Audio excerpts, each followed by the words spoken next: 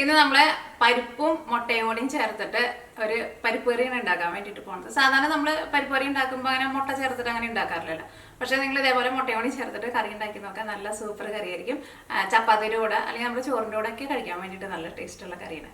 പിന്നെ നമ്മൾ മിയാ കിച്ചണിൽ ലാസ്റ്റ് അപ്ലോഡ് ചെയ്തിട്ടുണ്ടായിരുന്നത് നല്ല സോഫ്റ്റ് ആയിട്ടിരിക്കുന്ന പുട്ട്.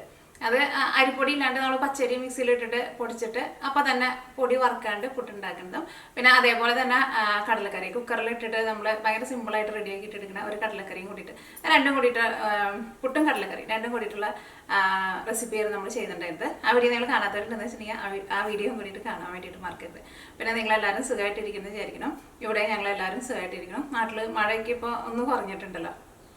പിന്നെ വേറെ പ്രത്യേകിച്ച് വിശേഷമൊന്നുമില്ല. നിങ്ങളെല്ലാവരും സുഖമായിട്ടിരിക്കുക. അപ്പോൾ നോക്കട്ടെ സമയങ്ങളിൽ തന്നെ നമ്മുടെ പരിപ്പും മുട്ടയും കൂടി ചേർത്തിട്ടുള്ള കറി നമുക്ക് റെഡിയാക്കിയിട്ട് എടുക്കാം. അപ്പോൾ ഈ കറി റെഡിയാക്കാൻ വേണ്ടിയിട്ട് ഞാനിവിടെ ഒരു കപ്പ് പരിപ്പ് എടുത്തിട്ടുണ്ട്. നമ്മൾ സാമ്പാർ വയ്ക്കുന്ന പരിപ്പുണ്ടല്ലോ, തൂവരപ്പരിപ്പ്. ഞാനിവിടെ 250 ml മെഷറിംഗ് കപ്പിലാണ് എടുത്തേക്കുന്നത്. മെഷറിംഗ് കപ്പ് തന്നെ വേണമെന്നില്ല, നമ്മൾ ചായ കുടിക്കുന്ന ഗ്ലാസ്സിൽ അളവെടുത്താൽ മതി. ഇത് 200 ഗ്രാം പരിപ്പുണ്ട്. പിന്നെ ഇതേപോലത്തെ ഒരു വലിയ കഷ്ണം ഇഞ്ചി എടുത്തിട്ടുണ്ട്. ഒരു 6 വലിയ വെളുത്തുള്ളി എടുത്തിട്ടുണ്ട്. ചെറിയ വെളുത്തുള്ളിയാണെന്ന് വെച്ചിട്ടുണ്ടെങ്കിൽ നിങ്ങൾ അതനുസരിച്ചിട്ട് ചേർക്കുക. പിന്നെ വെളുത്തുള്ളി കുറച്ച് കൂടുതൽ വേണം കേട്ടോ. പിന്നെ ഇതേപോലത്തെ ഒരു സവോള എടുത്തിട്ടുണ്ട്. ഈ സവോളയും പിന്നെ ഈ വെളുത്തുള്ളിയും ഇഞ്ചിയും നല്ല ചെറുതായിട്ട് കട്ട് ചെയ്തിട്ട് ചേർക്കണം.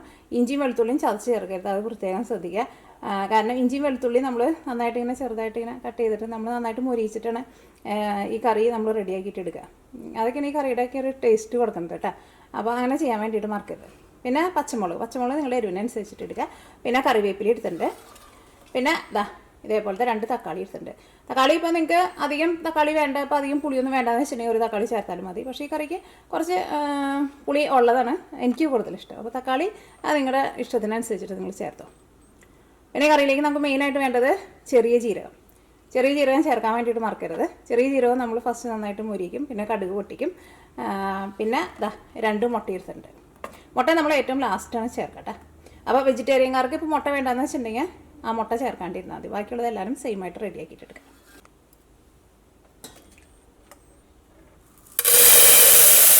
ഫസ്റ്റ് പരിപ്പ് നന്നായിട്ടൊന്ന് കഴുകിയെടുക്കട്ടെ.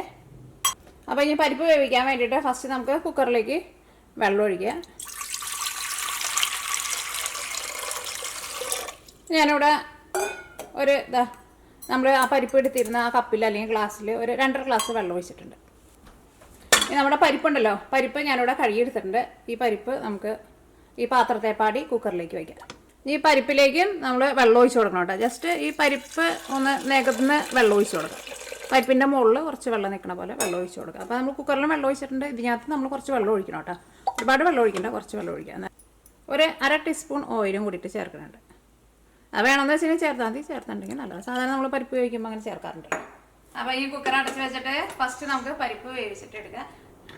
നിങ്ങൾ സാധാരണ പരിപ്പ് എങ്ങനെ വേവിക്കാമെന്ന് വെച്ചിട്ടുണ്ടെങ്കിൽ അതേപോലെ ചിലർക്ക് ഇങ്ങനെ പരിപ്പ് വേവിക്കുമ്പോൾ ഇങ്ങനെ ഇത്രയ്ക്ക് വിസിലെന്നൊക്കെ ഉണ്ടാവില്ല. എനിക്ക് സാധാരണ ഞാനങ്ങനെ കുക്കറിൽ വെച്ചിട്ട് ഒരു സാധനം വേവിക്കുമ്പോൾ അങ്ങനെ വിസിലടിപ്പിക്കില്ല. വിസിൽ ചിലപ്പോൾ അടിക്കുന്ന എല്ലായിടത്തേക്കും തെറിച്ച് പോകുമല്ലോ. പക്ഷേ ഇതേപോലെ ഇങ്ങനെ പാത്രത്തിൽ ഇങ്ങനെ ഇറക്കി വെച്ചേക്കുന്നതുകൊണ്ട് അങ്ങനെ പോവില്ല. ഞാൻ സാധാരണ ഒരു വിസിലിങ്ങനെ വരാൻ വേണ്ടിയിട്ട് നന്നായിട്ട് ഇങ്ങനെ ചീറി വരുന്ന സമയത്ത് ഞാൻ വിസിൽ പോകാത്ത തരത്തിൽ തീ ഒന്ന് കുറച്ച് വയ്ക്കും. എന്നിട്ട് ഒരു 10-12 മിനിറ്റിനുള്ള പരിപ്പ് നമുക്ക് വെന്ത് കിട്ടുമല്ലോ. നിങ്ങൾ എങ്ങനെ വേവിക്കാമെന്ന് വെച്ചിട്ടുണ്ടെങ്കിൽ അങ്ങനെ വേവിച്ചിട്ട് എടുക്കുക പരിപ്പ്. അത് കഴിഞ്ഞിട്ട് നമുക്ക് ഇതിലേക്കുള്ള മസാല റെഡിയാക്കാം.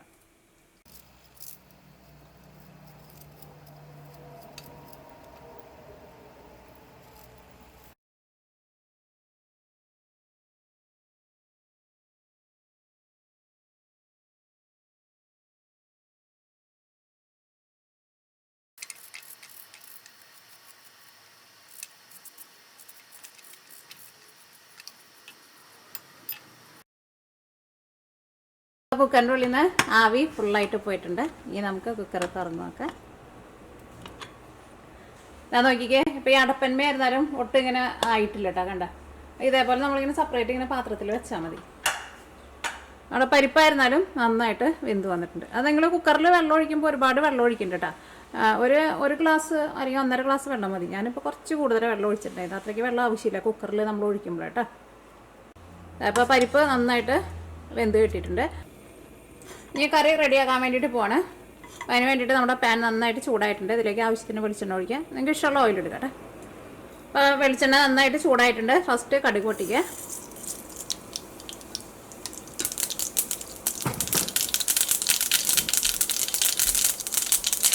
ഒരു 1/4 ടേബിൾ സ്പൂൺ ചെറിയ ജീരകവും നന്നായിട്ട് മുരിയണം. അപ്പോൾ ജീരകവും നന്നായിട്ട് മുരിഞ്ഞിട്ട് ഇതിലേക്ക് ബാക്കിയുള്ളതൊക്കെ ചേർക്കാം. നമ്മൾ കട്ട് ചെയ്ത് വെച്ചിട്ടുണ്ടായിരുന്നില്ലേ, സവോള, ഇഞ്ചി, വെളുത്തുള്ളി, പച്ചമുളക്, കറിവേപ്പില, ഇതെല്ലാം കൂടിയിട്ടൊന്ന് ചെറുതായിട്ടൊന്ന് മുരിഞ്ഞ പോലെ വരണം. വഴറ്റിയിട്ടല്ല എടുക്കണത്, എന്നാൽ ഭയങ്കരമായിട്ട് മുരിയാൻ വേണ്ട, അതിൻ്റെ രണ്ടിൻ്റെ നടുക്ക് നിൽക്കണ പോലെ. അപ്പോൾ നമ്മുടെ സവാളയും ഇഞ്ചി വെളുത്തുള്ളിയൊക്കെ ഒന്ന് ചെറുതായിട്ടൊന്ന് മുരിഞ്ഞിട്ടുണ്ട്. ഇതിലേക്ക് നമുക്ക് മസാലപ്പൊടികൾ ചേർക്കാം. മസാലപ്പൊടികളായിട്ട് നമ്മൾ ഇതിലേക്ക് മഞ്ഞൾപ്പൊടി മാത്രമേ ചേർക്കണുള്ളൂ. എരിവിനനുസരിച്ചിട്ട് നിങ്ങൾ പച്ചമുളക് ചേർത്ത് കൊടുക്കുക. മുളകിൻ്റെ പൊടി ചേർക്കണ്ട. പിന്നെ മല്ലിപ്പൊടി ചേർക്കേണ്ട ആവശ്യമില്ല. സാധാരണ നമ്മൾ പരിപ്പൊക്കെ കാച്ചുമ്പോൾ മല്ലിപ്പൊടി ചേർക്കാറില്ലല്ലോ. അപ്പോൾ ഇനി നമുക്ക് ഇതിലേക്ക് മഞ്ഞൾപ്പൊടി ചേർക്കാം. അപ്പോൾ മഞ്ഞൾപ്പൊടി ഞാനിതിലേക്ക് 1/2 ടേബിൾ സ്പൂണാണ് ചേർക്കുന്നത്. ഇനി മഞ്ഞൾപ്പൊടി നന്നായിട്ട് മുരിയണം. അതുകൊണ്ട് ഇഞ്ചിയും വെളുത്തുള്ളിയും സവോളയൊക്കെ ആയിരുന്നാലും ചെറുതായിട്ടൊന്ന് മുരിഞ്ഞ് വന്നിട്ടുണ്ട്. ഇതേപോലെ തന്നെ എടുക്കണം കേട്ടോ. മഞ്ഞൾപ്പൊടി നന്നായിട്ടൊന്ന് മുരിഞ്ഞോട്ടെ. അപ്പോൾ മഞ്ഞൾപ്പൊടി ആയിരുന്നാലും നന്നായിട്ട് മുരിഞ്ഞിട്ടുണ്ട്. മഞ്ഞൾപ്പൊടി ഒരു ചെറിയ തീയിലിട്ടിട്ട് നന്നായിട്ടൊന്ന് മുരിച്ചിട്ട് എടുക്കണം കേട്ടോ, അല്ലെങ്കിൽ ആ മഞ്ഞളിൻ്റെ ഒരു പച്ച ടേസ്റ്റ് വരും. ഇനി ഇതിലേക്ക് നമുക്ക് തക്കാളി ചേർക്കാം. 2 തക്കാളി ഇട്ട് വെച്ചിട്ടുണ്ടായിരുന്നില്ലേ, ഒന്ന് കൂട്ടി വയ്ക്കാം. നമ്മൾ വേവിച്ച് വെച്ചേക്കണ പരിപ്പുണ്ടല്ലോ, പരിപ്പ് ചേർക്കാൻ വേണ്ടിയിട്ട് പോവാണ്. അപ്പോൾ തക്കാളി നമ്മൾ സെപ്പറേറ്റ് അങ്ങനെ മൂടി വെച്ചിട്ട് തക്കാളി നന്നായിട്ട് വേവിച്ച് നല്ല സോഫ്റ്റ് ആക്കിയിട്ട് എടുക്കില്ല, അങ്ങനെ എടുക്കേണ്ട ആവശ്യമില്ല. ജസ്റ്റ് ഒന്ന് മിക്സ് ചെയ്ത് കഴിഞ്ഞിട്ട് നമ്മൾ വേവിച്ച് വെച്ചേക്കണ പരിപ്പ് ചേർക്കാം.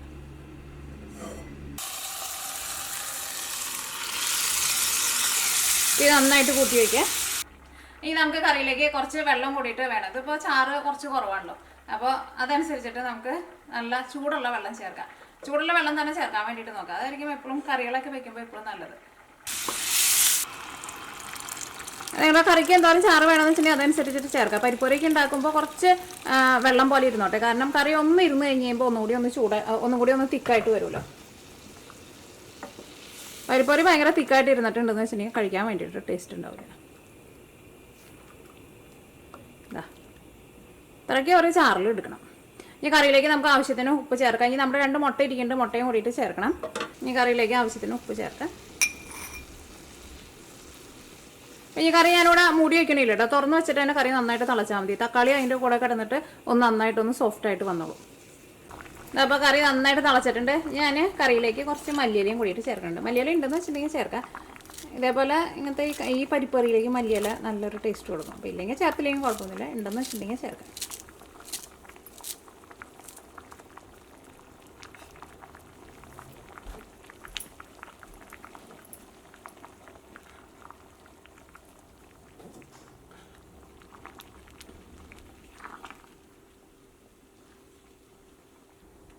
ഇപ്പോൾ നമ്മുടെ കറി നന്നായിട്ട് തിളച്ചിട്ടുണ്ട്. ഈ കറിയിലേക്ക് നമ്മൾ 2 മുട്ട എടുത്ത് വെച്ചിട്ടില്ലേ, ഈ മുട്ട നമ്മൾ ഈ കറിയിലേക്ക് ഒഴിക്കാൻ വേണ്ടിയിട്ടാണ് പോണത്.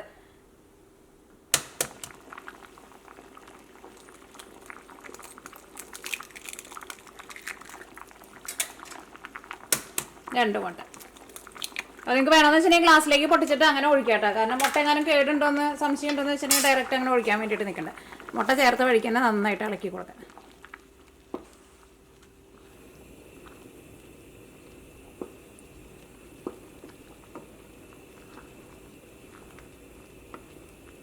ഈ കറി നന്നായിട്ടൊന്ന് തിളച്ച് കഴിയുമ്പോൾ നമുക്ക് തീ ഓഫ് ചെയ്യാം.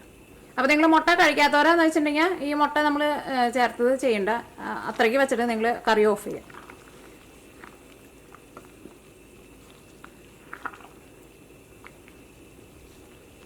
ഇത് നമ്മൾ സൂപ്പൊക്കെ ഉണ്ടാക്കുമ്പോൾ ഇതേപോലെ ഇങ്ങനെ മുട്ട ഇങ്ങനെ ഒഴിക്കും സൂപ്പിലേക്ക്. അതേപോലെയാണ് നമ്മൾ ഈ കറി ഉണ്ടാക്കിയത്. ചപ്പാത്തിയുടെ കൂടെ കഴിക്കാൻ വേണ്ടിയിട്ട് നല്ല സൂപ്പർ കറിയായിരിക്കും. അപ്പോൾ നമ്മുടെ പരിപ്പ് കറി റെഡി ആയിട്ടുണ്ട്. അപ്പോൾ നിങ്ങളെല്ലാവരും ട്രൈ ചെയ്ത് നോക്കാം. ഇത് വേണമെന്ന് വെച്ചിട്ടുണ്ടെങ്കിൽ സൂപ്പ് പോലെ അങ്ങനെ വേണമെന്ന് വെച്ചിട്ടുണ്ടെങ്കിൽ അങ്ങനെ കുടിക്കുക, അല്ലെങ്കിൽ ചോറിൻ്റെ കൂടെ കറിയായിട്ട് കഴിക്കുക, അല്ലെങ്കിൽ ചപ്പാത്തിയുടെ കൂടെയൊക്കെ കഴിക്കാൻ വേണ്ടിയിട്ട് നല്ല ടേസ്റ്റുള്ള കറിയായിരിക്കും. അപ്പോൾ നിങ്ങൾ മുട്ട കഴിക്കാത്തവരെന്ന് വെച്ചിട്ടുണ്ടെങ്കിൽ ഈ മുട്ട ചേർക്കുന്നത് ചെയ്യേണ്ട, അത്രയ്ക്ക് വന്നു കഴിഞ്ഞപ്പോൾ തീ ഓഫ് ചെയ്യാണ്ട് പരിപ്പ് കറി പോലെ കഴിക്കുക. മുട്ട കഴിക്കണവരെന്ന് വെച്ചിട്ടുണ്ടെങ്കിൽ നിങ്ങൾ ഒരു പ്രാവശ്യം ഇതേപോലെ മുട്ടയും കൂടി ചേർത്തിട്ടൊന്ന് ട്രൈ ചെയ്ത് നോക്കാം. അപ്പോൾ ഈ നമുക്ക് നാളെ വേറൊരു പുതിയ റെസിപ്പി ആയിട്ട് വരാം. ഇനി നമുക്ക് തീ ഓഫ് ചെയ്യാം. അപ്പോൾ കറിയിൽ ഇത്രയ്ക്ക് ചാറ് വേണം കേട്ടോ. കാരണം പരിപ്പ് കറി ഞാൻ നേരത്തെ പറഞ്ഞില്ലേ, ഒന്ന് ഇരുന്ന് കഴിഞ്ഞ് കഴിയുമ്പോൾ ഒന്ന് തിക്കായിട്ട് വരും. എങ്ങാനും തിക്കായിട്ട് വരണുണ്ടെന്ന് വെച്ചിട്ടുണ്ടെങ്കിൽ നിങ്ങൾ അതനുസരിച്ചിട്ട് നല്ല തിളച്ച വെള്ളം ഒഴിച്ചിട്ട് ഒന്നുകൂടി ഒന്ന് കറി ചൂടാക്കിയാൽ മതി. കാരണം കുറച്ചൊരു ചാറ് കറി ആയിട്ട് ഇരിക്കുന്നതാണ് പരിപ്പ് കറി കഴിക്കാൻ വേണ്ടിയിട്ട് നല്ല ടേസ്റ്റ് ഉണ്ടാവുക. അപ്പോൾ അതാ നമ്മുടെ പരിപ്പ് കറി റെഡി ആയിട്ടുണ്ട്.